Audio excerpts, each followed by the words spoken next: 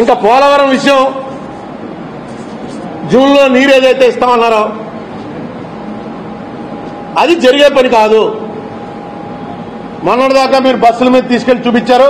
నేను ఈవేళ చెప్తున్నా, జూన్లో నీళ్లు ఇస్తామని చెప్పేది చంద్రబాబు నాయుడు గారిని కాంట్రాక్టర్లు ఇంజనీర్లు మాయ చేశారు, లేకపోతే కాంట్రాక్టర్లు ఇంజనీర్లు మీరు నోరు మూసుకుంటారా అని చంద్రబాబు ప్రజలను మాయ చేస్తున్నారు. మీరు చెప్పే దాంట్లో నిజం ఉంటే మీ ఇంజనీరింగ్ చీఫ్ ఉన్నారు కదా, ఇప్పుడు ఎలక్షన్ నోటిఫికేషన్ వచ్చింది కాబట్టి మీరు మాట్లాడకూడదు, ఆయన చెప్పాలండి జూన్లో నీళ్లు ఇస్తామని. నీళ్లు ఇస్తామని చెప్పక్కల్లా జూన్లో నీళ్లు ఇవ్వడానికి అవకాశాలు ఉన్నాయని చెప్పానండి.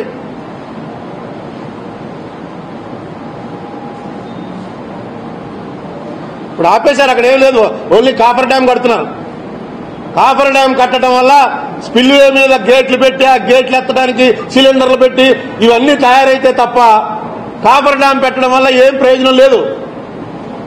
రైట్ కెనాల్లో గ్రావిటీ మీద పారించడం అనేది ఇంపాసిబుల్.